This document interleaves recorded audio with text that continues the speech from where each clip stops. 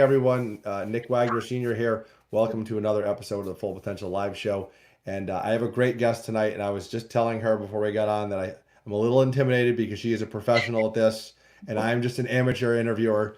But we are live tonight on our show with Teresa Dufour. So Teresa, welcome to the show. Thank you for having me, Nick. This is great.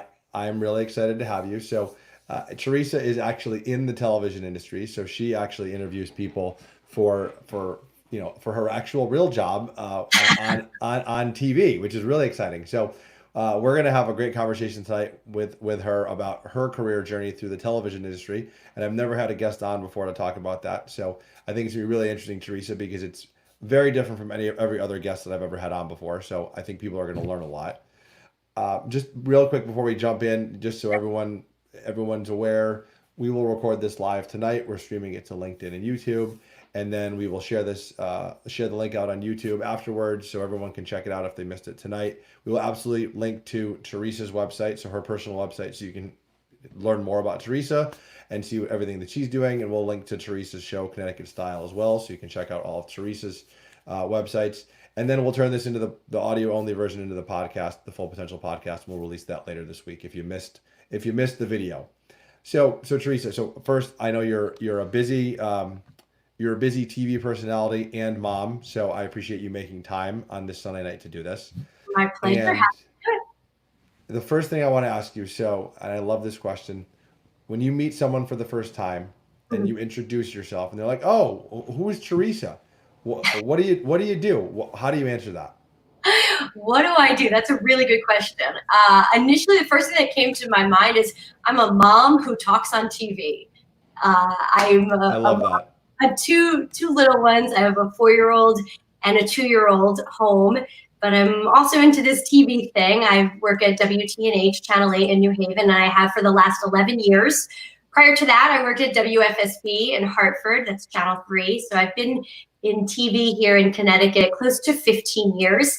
Right now, I host a show called CT Style, Monday through Friday at 12:30. It's on hiatus right now, but it's coming back at the end of the summer. And I just feel so lucky that I get to do what I love every day. And we're going to talk about your journey, because my assumption would be that you don't go right from journalism school and college to hosting your own show, right? It's not like you just like, "Oh yeah, we'll give you a show, go for it." Yeah, there's a little bit of a totem pole you have to climb. Yes, there's a little bit of a journey to get there. So we'll talk about that. But I love how you led with you're a mom, because I know how important family is to you, and I think that's something else that we'll talk to today, because I think a common question that I think a lot of parents, like especially parents with young children, have is, how do you balance work and home and life? And yeah, I'd love to know. Somebody what's the right answer? And what's the right answer? And so I think we'll get some perspective on that today as well. Sure. So I'm fascinated to find out why you're in the TV industry to begin with. So was this a lifelong dream to be in the TV industry and be a reporter and be a newscaster, or was this something that maybe you figured out in college? Like how did that come up? No, this was something I've always wanted to do from a young age. I don't know if you're as old as I am, but there's a show back in the 80s called Murphy Brown, and it was about a newsroom and a reporter. And I was really young at that. I was like 5 maybe. And I would put a red wig on and call myself Murphy Red instead of Murphy Brown and pretend I was a reporter. So I always wanted to get into this. I've always wanted to be able to tell stories. Live television fascinates me. You never really know what's going to happen. So from a young age, I always knew I wanted to do this. But it was kind of a winding road, because you tell your guidance counselors that, "Hey, I want to be on TV." They're like, maybe you should try something a little bit more reliable. You're going to want to find a job after college.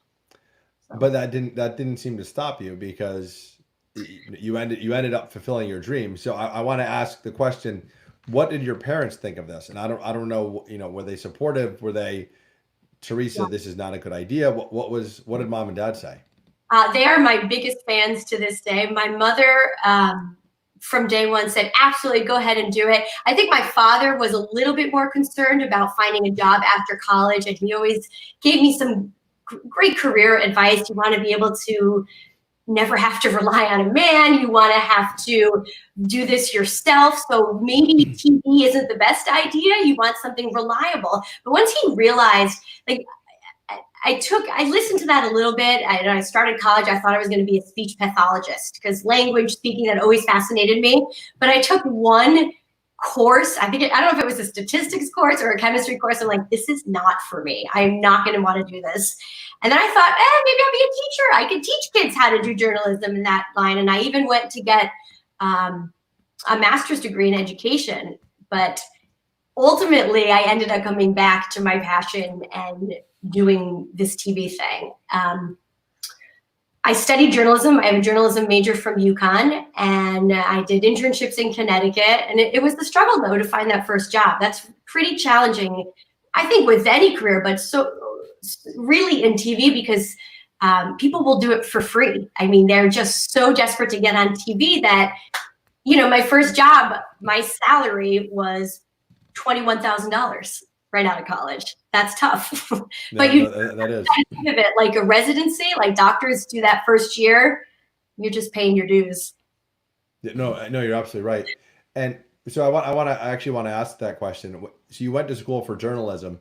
Mm-hmm. Was by the time you made that decision that you weren't going to be a teacher, you weren't going to be a speech pathologist, and you were going to do journalism, had you had any experience at all, within the TV industry? So had you done internships? Were you one of those kids that did like, don't they have like the kid TV that like where you can have like I don't know, like they have it in their high schools, they have it like, even younger than that. Were you doing all those things, or like how did you get any actual, because I think it's hard to get experience to do TV at such a young age. It is. It's very challenging. But UConn had a television station, and I did news stories for them. I anchored a couple of shows there, so I was involved with UC TV. They didn't have it in high school, or I probably would have done it, but it wasn't an option. So I took the core journalism class. It was ethics in journalism, and it was freshman year, maybe 150 people in the class, one of those major, halls there, but I knew taking that one class that this is definitely what I wanted to do, as challenging as it might be. And so I want to ask that because it was obviously a huge class. Do you have any stats on the number of people that go into journalism wanting to be on TV that actually make it onto TV? Because I'm going to guess there's a lot of people that think they have what it takes to go into this industry and think they have what it takes to get on TV, but they actually never make it. I don't have official statistics, but I could tell you, I remember in our in-depth journalism classes, senior year, there was probably 20 of us that were trying to do it. And I think lo and behold, maybe 2 of us ended up doing it. Wow. So it is competitive, but it's closely related to marketing, and there's a fine line, public relations. So there's lots of opportunity if you have that journalism degree, if you don't do the TV thing. Yeah. So back to, this has always been your passion. Why TV and not, like maybe a newspaper or, some other medium besides television? I actually started in radio. That was my first job. I worked behind the scenes in television, and then I got on air, but it was radio. I was doing on air traffic reports for Westford One in Hartford, and then I turned into a news anchor, and I would do daily updates from the AP Wire, and I would put it all together. And that's kind of how I started reading the news on radio stations, and I really enjoyed that. But I still had this little itch to be on television and do it. So I think it was great practice to do the radio first and then move into television. I think it was just something I always wanted to try. I mean, you never really know if you're going to be good at something until you try it. True. No, that's true. And so I want to ask that question because I feel in order to be on radio, you have to have they always say you have to have a radio voice.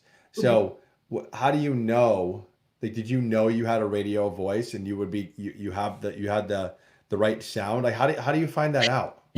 You get critiqued, and in this day and age, you hear it on social media for sure, the good and the bad. But I certainly don't. I don't think I had a radio voice. I think people were trying to give me a chance because I was persistent, I was motivated, and I was really hardworking. This was my senior year in college, that I was doing the radio stuff. So I think people saw something maybe that they wanted to help me out and see where I could go with it. But I had a very high-pitched voice that I'm sure no one loved hearing on a regular basis. But, you work on it and it evolves, I think. That's really interesting. No, I mean, yeah, and you mentioned you're really fascinated with speech in general. So that's kind of cool how you even evolved your own voice. So tell us a story about how you actually got your first television job. So, and how did it happen? Where was it? And what were you doing? Let's think about this. It was somewhere around 2003.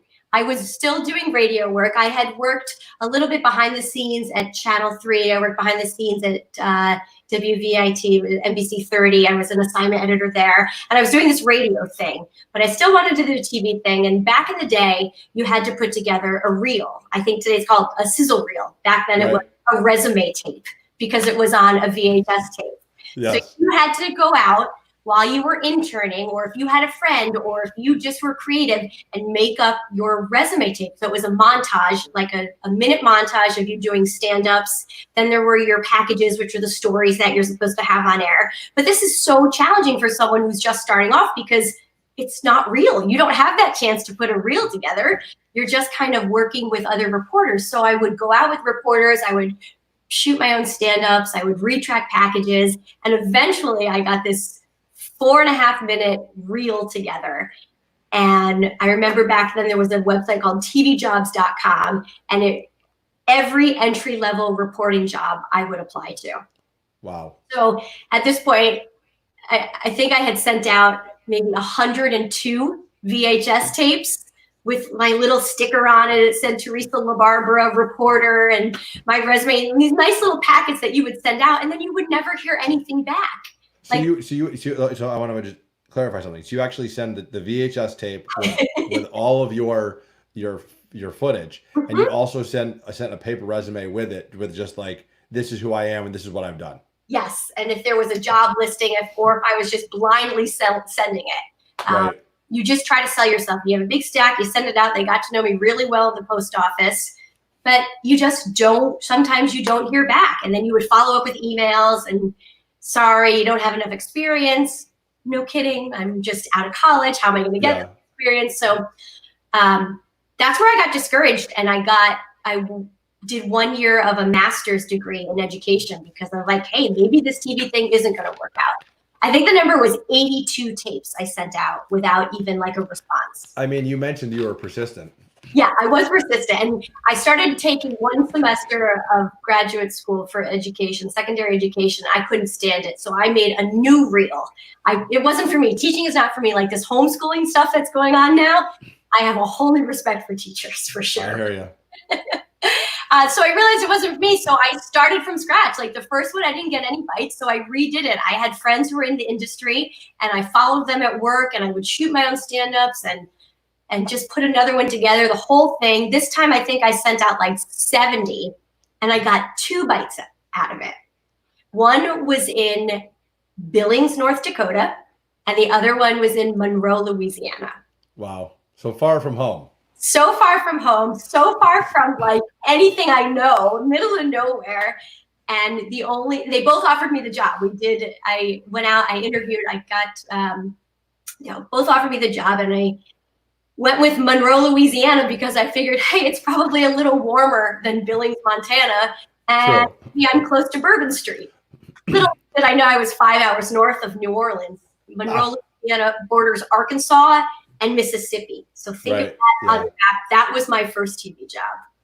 And what did you do for them at the local news station there? Since I had that radio experience and I was very familiar with the newsroom because I worked at the assignment desk, I was hired as an anchor. I anchored the 9 o'clock news because it was Central Time in Louisiana. So it was Fox 14 News at 9 with Teresa LaBarbera. Now So that's got to be unique that you got hired as an anchor right out of college. And my news director back then, his name was Tony Tagliavore, and he reminds me of it often. But he gave me the chance, and it worked out great. But it's not like it's here. When I say I anchored the show, I also produced the show. I ran my own teleprompter while I was doing the news with my hand, and I was timing the show. we didn't have a producer, so I was doing Oh, both, wow. still reading the news. Yeah, but I mean, looking back, wasn't that great experience? Oh my God, the best. You couldn't pay for it. You could never take a class like Yeah, that. Like, you did everything. Like, I picked up a camera, I did editing. Back then it was tape to tape. Uh, right. but you learned it all because there was like, the news team was all of 5 people maybe, and you guys had to get it on air. So everybody did everything. It was an incredible experience. It was. So how long were you there for? I was there for 2 years, and then I got hired at WFSB at Channel 3, but it was like just per diem. They would call me when they need me. It Oh, wasn't interesting. it wasn't actually, she called it vacation relief. So I took this giant gamble, left my anchoring job in Louisiana, came back home for what this vacation relief thing was. But I ended up working almost every day for a year. So I got the experience that I needed. I was reporting at that point. And When you say reporting, so you were actually in the field going to yes, like going live on location for whatever's going on. right. I was a general Got assignment reporter. I was covering the fires, the murders, the accidents, the typical news story, train packages, doing the live shots. I did that for a year for Channel 3. And then finally, after that, I got hired full time. I mean, so you took a pretty big gamble giving up an anchor position in Louisiana to maybe get vacation fill-in jobs. But if you think about it, the cities in this country are ranked and their market sizes. Okay. So Hartford right now, Hartford, New Haven, Connecticut, we're 1. I think we're at maybe 29. Okay. New York City is number 1, LA is number 2, Chicago, Miami, those are up there. As you get smaller, it goes down. So, and Monroe, Louisiana was 136 out Got of it. 210. So Substantially smaller market. oh yeah, And, there's definitely smaller markets. and you got to come home, but Yeah. but still, I mean, you had to prove yourself because you didn't get hired full time. So I think it goes kind of back to your confidence and your persistence that you felt you could still do it, and you would perform to get hired full time. You believed in yourself. Turn a day down. Like, I remember working a month in a row because I didn't want to lose the opportunity. I think when you're starting off and you're new, you just, yes, definitely I'll work. Keep calling me. So, How to show that you're dedicated. looking back on the experience in Louisiana, because I think a lot of people in a lot of industries are probably in a similar boat where they may have to leave where they grew up or where their ideal location is to get that first job. Right. What's your advice for people? Because you were there for 2 years, but it was a life-changing experience. So what's your advice for people that may hesitate on having to move or not going to the location they want to for that first job? I mean, I think you just have to do it. It's terrifying, but it's also really exciting at the same time. I mean, I picked up and left everything. I had a boyfriend at the time. My family was here. And I just said, if I'm going to do this TV thing, this is what I have to do. And I put everything else aside and I went down there, did my 2 years. I feel like you could do any, I keep reminding people, I lived in Louisiana, the middle of nowhere for 2 years. I mean, I go back to residency. You didn't know anyone. Didn't know anybody. And I didn't sound like anybody. In fact, they used to call me, I was a damn Yankee because I was from up north and I wasn't leaving. And then they didn't understand. I have an Italian heritage. There were no Italians back there. And I remember having a police officer come up to me and go, "What is you?" And I was like, "What? What is you?" They didn't know if I was, Middle Eastern or if I was Italian or what I was. And I also a dark featured pretty gal. But I mean, but going back to your decision, you didn't have kids, you weren't married, so you didn't have all those things that might prevent you from making a move like this and taking a risk like this. So it seemed like it was kind of the perfect time. Timing has a lot to do with your career, and so does luck, that I've learned. I mean, it just got lucky that they needed a female anchor. What if they needed a male anchor? My whole trajectory would have been different. Yeah, so, but I wouldn't chalk all up to luck. I mean, you sent out 150 plus. I mean, I'm bound to happen at some time, I guess. But yeah, right. you have to be persistent about it. And timing is something I could never just get up and leave my family at this point with kids and a mortgage and everything else. But right after college, that's the way to do it. So you're back in Connecticut. Mm-hmm. You're working full time at Channel 3 at this point. Right. Doing all different sort of work. Yeah. Well, how did you make the jump from Channel 3 to WTNH, where your home is now that you've been for quite some time? Yeah, I've been at Channel 8 for 11 years this year. What happened was the traffic reporter at Channel 3 was leaving, and the news director said, "Hey, do you want to try giving traffic reporting a try?" And I said, "But I don't really know. I don't really know where the highways are. I don't know my way. Although I've lived in Connecticut my whole life, I wasn't thrilled with the idea, but I really liked the morning crew over at WFSB at the time. So I said, yeah, they seem like a fun bunch. Let's give it a try." So I was the morning traffic reporter there for 2 years. I was with Irene O'Connor and Scott Haney, and it was a great bunch, and it was so much fun. It was fantastic working with them. Can I just pause you for 1 second? So you said the morning crew. What time? I've always wondered this. What time do you have to wake up in the morning if you work on the morning crew on a local TV channel? I woke up between 2:30 and 3 for 12 years of my life. It was brutal. That's rough. So what time do you go to bed? You feel like you have constant jet lag. You never really I can imagine. Like you try to go to bed at 7, but then you miss out. Like it was a challenge. I don't know how I did it for 12 years. And that's kind of how my role changed once I had kids, because I realized this is not going to be a reality. But we'll get to that. Okay. Yeah. Okay. So you started doing traffic. Right. I started doing traffic at Channel 3, and I really loved it. And then in addition to traffic, I was a correspondent for their midday show called Better Connecticut. And that was a lot of fun. It was feature reporting, and I really learned that that's what I wanted to do. That's what I liked, the features rather than the hard news. So that's the storytelling. Right, exactly. Like it's hard when you're on a breaking news story and someone's hurt, or you're trying to get them to talk on camera. No one wants to talk to you. But when you're doing a feel-good story and you're highlighting great things, it's easy. It's easy. Yeah, that makes sense.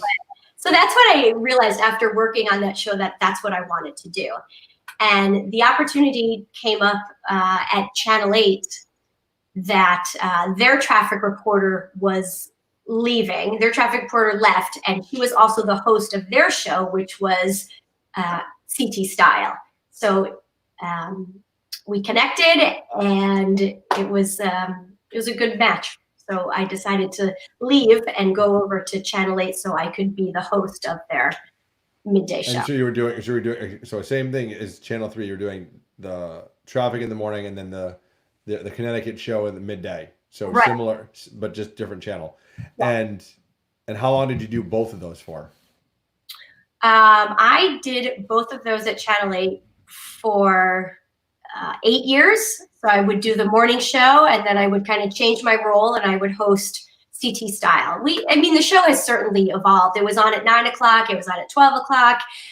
It was an hour at one point. It went back down to a half an hour. So the show keeps on evolving, but it's fun. It's all things Connecticut. It's Connecticut authors, Connecticut restaurants. What makes this great state what it is, and that's what we talk about every day. So that's really cool. Yeah. Right now it's on hiatus because of our current situation, but it will be back sometime in the fall.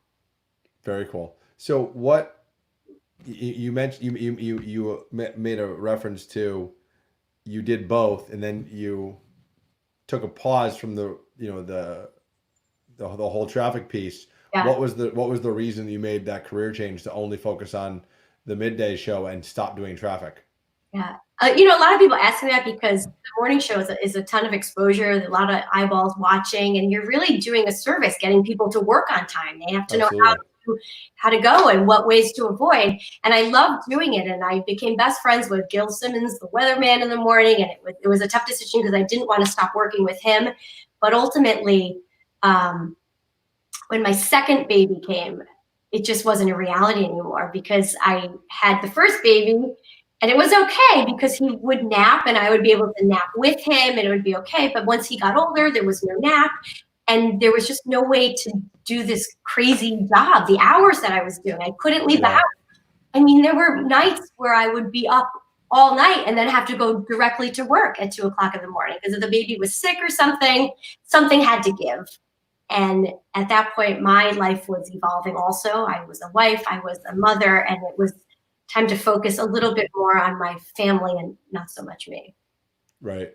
And I think, and I remember when the naps go away, how much different life is, right?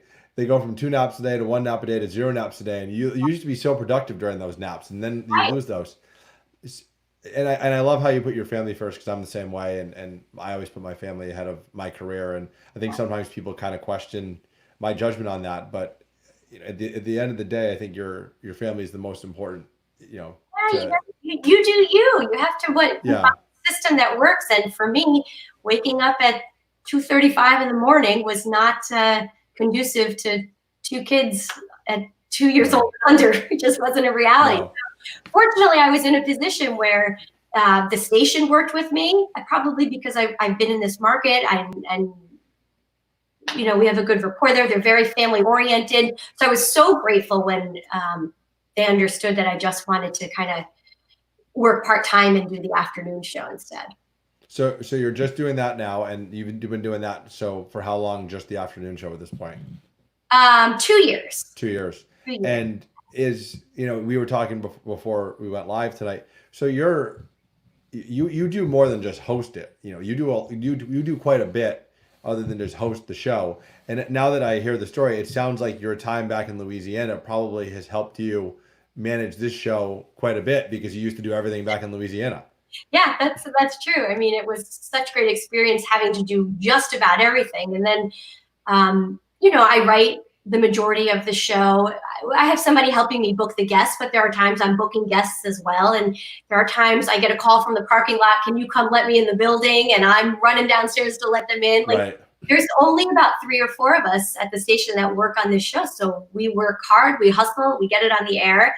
And I think the clients, the people that come on this show really enjoy it. But it is a work. You don't just show up and read a teleprompter. No. I mean, I can imagine.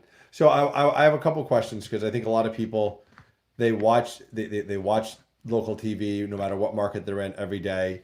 And I think sometimes people forget, like, this is cool because people get to see, like, hear from someone who's on TV every day, like, you're a regular person, right? I think sometimes people forget that, like, because you're on TV and people think, oh, you must live this glamorous, amazing lifestyle, but you have 2 kids, you have a husband, like, you're a normal person, just like everyone else.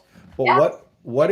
I want to hear, what is the hardest thing about being on TV every day? So if you had to share with the audience the most challenging thing, what would it be? I knew what I signed up for, so I'd like to think I'm always on good behavior. I mean, perhaps in my younger years, I had to be more conscious of that. But right now, you just want to be a good role model. You're in the public eye. Everything you do, people are watching, so you have to be aware of that. Social media is tough. There are days people will really call you out if something happened on the show or they didn't like your outfit or you said something maybe that didn't come out the right way. You will certainly hear about it. I have thick skin because of social media. But, the good and the bad, you hear a lot from fans. I mean, it's also a great way to connect with people. Yeah, absolutely. Pros and cons with that. No, I can imagine. So what has been what looking back over your career, what was your favorite story that you actually got to report on? Like throughout, that could be on the show you host today. It could be something where you went live. Like what was that one story that stood out that you were just like, that's my favorite? There are probably a couple, but I will tell you, it was kind of a surreal moment. I knew that we were having Lou Ferrigno, the Hulk, come on our show. And I didn't know when he was arriving or anything, but I walked around the corner and Lou Ferrigno, the Hulk, was sitting at my desk. So that was an interesting. That's funny. Moment. And he was a great interview and he was so nice. He was kind to everyone. He took pictures with everyone. So that was cool. I mean, I've met a couple movie stars along the way, and I've done some pretty cool things. Like I dressed up with the Connecticut Roller Girls. There's roller derby. So they actually let me be part of the team. Oh, That wow. was fun. That was a really cool assignment. I remember my name was Bad Traffic. Like they all had these crazy names. Bad Traffic. I like that. That's good. Roller derby was awesome. I got to go on the blimp over Travelers once. Oh, Like that's cool. that was a cool gig. I've done some fun stuff. There's a women's only football team in Hartford. I also suited up with them. Couldn't catch Oh, wow. the ball. That was something. Yeah. So you've done a lot of fun things. We do. And we always have themed holiday shows. I've had some crazy Halloween costumes. It's just great. And it's a lot of fun because I grew up in Connecticut and the show is all about Connecticut. So it works out well. No, I mean, I think obviously you can tell you're passionate about what your subject is because you grew up here. So that probably lends itself well. Looking back over your career, so obviously you've made a lot of sacrifices and you worked very hard and went to different cities and different states and different stations to ultimately get what you wanted. Looking back, what would you consider your biggest success you've had during your television career, and maybe the biggest failure? And I always ask the failure question, not to embarrass my guests, but because usually with a failure, it means opportunity. You learn something that helped you in the future. So what would you say was your biggest success and biggest failure so far in your television career? Biggest success. I really enjoy doing the show every day. And it was kind of a surreal moment when it was Mother's Day and I got to have my mother and my babies on the show with me. It was like a pinch me moment, like, this is pretty cool. This is great stuff. Yeah, I would agree with that. And the one thing I kind of regret is not getting into social media a little bit sooner. Like, I don't think I had a Facebook page until 2015. Like I remember doing it on maternity leave. I was like, I'm a little behind the curve here. And for someone who is in the media and how kind of the way news is evolving, I should have jumped on that train like a decade. Yeah, that's interesting. So that would be my biggest failure, I think, in this industry is that I was way late to the social media game because I think eventually that's where news is going. So I should have started a little bit earlier, but I'm trying. You're on now, and when we link to your website, people can connect with you on social media and check out your I think Instagram and LinkedIn and Twitter, right? Yeah, Facebook too. That's Facebook there. too. Very cool. Okay. You know what another failure was? I said the S word on air. I cursed on air once. That wasn't good. What let me ask you, so what happens when you curse on air? Like, does the FCC like call the station and is that like a big deal or no? And that's what they threatened me with. This is going to be a huge fine. I was supposed to be in front of the camera doing a traffic report, and I heard my traffic music in my ear, and I go, oh, SH, and that my mic was up, and it went right across the air, right into everyone's home, and that was bad. That was bad. I mean, you didn't do it on purpose, right? You know, it happened. So, no, that is funny. That made me laugh. So looking back, and I like to ask this because I think it defines a lot of people's careers. What was your first paying job all the way back, like when you were a kid, right? And I asked that question because I feel like you learned so much in that and everyone remembers it. So what was that first job you got actually paid to do during your childhood? Each summer I worked in my father's podiatric office. He was a podiatrist, a foot and ankle surgeon. So I was in charge of cleaning the rooms after the patients. And we're talking like feet procedures. So yeah. I'm cleaning the rooms with toenails and whatever else. I'm sterilizing equipment, helping the seniors, put their tights back on. Like that was my gig. That was my summer job for like, I don't know, at least 6 years, I would say. Wow. I worked in my dad's office cleaning up after the patients. That was not what I was expecting to hear, but I mean, isn't it? but what did you learn? I mean, what did you learn from that? What did you appreciate of it? Obviously, working with your father was probably cool and getting to help him. But what did you appreciate about what you learned working as a kid like that? No, it was all watching my dad, the connections that he made with people. And to this day, they think he's one of the most incredible people, they've ever met. He was just compassionate with each and every one of his patients, and he took the time to get to know them and to be friends with them and just know who they were. And that's huge. And from that is something I've taken into my career, because I make sure when I meet guests for the first time that they are comfortable before they come on the show. I talk to them, we get to know each other. And I learned a lot of that from my dad and just being in his office while he was, helping patients. You learned interviewing skills from your father. That's kind of, Nick, that's it. That's really interesting. No, that's really interesting. And I would never have even thought of that. Yeah. But you're right. I mean, obviously completely different industries, right. But when a patient's going in for a procedure, they have to feel comfortable and trust the person. So that's super interesting. Yeah. And the funny thing was, he was the one that told you, well, maybe this journalism thing is not the best idea, right? But he actually helped you make it happen. So I think that's kind of ironic. Initially, he wanted to make sure his daughter had a job when she graduated college. I don't blame him for that, right? You have 2 kids. You'll probably be the same way with your kids when they get to that point.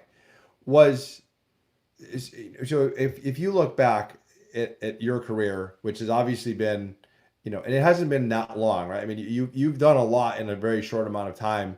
And I think a lot of people, again, I don't think a lot of people at your age were anchors, right? So that was the first thing. I think a lot of people really would love to have a show like you have that airs every day, and a lot of people don't have that. Do you think the thing that helped you be so successful and reach your full potential was your, just like your tenacity of always trying to get what you want and pushing and pushing and pushing? Like, what was that one thing that helped you reach your full potential and made you so successful? Because you had some milestones I think a lot of people even in your industry, which a lot of people don't get into, wish they had. I think initially you have to go into it with that blind ambition. Like, you're going to pick up and leave and get that job and do what you have to get the first job. But along the way, I think you just have to be kind to people, and you have to make them feel comfortable, and you have to make them like you and want to talk to you. I mean, this is my job. People want to talk to me, and I want to make sure that they're comfortable and they feel good coming on the show and they want to come back on the show. So I think you just have to be a good person. I know it sounds cliche, but you have to be kind, and you have to you're in the public, you're a role model. You have to be aware of that, and you have to rise to the occasion, even when it's hard sometimes. So you've used, and I think that's great advice, and I completely agree with you. I want to just highlight something before we wrap. You've used the word role model multiple times, which I think shows how serious you take being in the public eye and being on TV and talking and interviewing people. Not everyone in your industry probably thinks that, right? I mean, the fact like you're a role model. Where did that? They probably should, because I mean, everybody's always watching. You always. I know. I agree. They probably should, but I'm gonna guess most don't. But where did you learn that from? Like, where did you get that thought that, oh my gosh, I'm actually a role model, and there might be the next Teresa watching my show, then you might inspire that person to do this. I guess I never really thought too much about it until I started getting asked to speak in classrooms, when I got asked to speak at women's groups or talk to young girls about following your dreams and making right career decisions and even decisions in your own life. Once people started asking me how it happened or came to me for advice, I realized that this is a serious position I'm in. Like, you have to stand up and do it the right way. No, I just love that, because I think it just shows how much you care, and again, realizing like I don't know what the word is, but just the weight that your role carries and the amount of people that you can impact. I think it shows how serious you are, which is great. So yeah, well, and even now having a daughter, I have to think about that. Having my own children. Children change everything, don't they? Yes, they do. Yes, I completely agree. Just changes. But some days you're a great mom. Some days you're a great reporter, and you just try to find that happy ground, happy medium. No, I hear you. Well, I just want to say thank you. This was so much fun. I had a blast. I think it was a fascinating, journey back in time to hear about your career. And hopefully people have learned some really great things to help them reach their full potential. And again, if people want to connect with you, we're going to link to your website, and we'll link to the Connecticut Style website in the show description on both YouTube and the podcast. And people can connect with you on all your social media as well. So thank you so much for making time. This was so much fun and going down memory lane with you, Nick. Thank you so much for having me. Thank you, Teresa. Have a great day. Bye-bye.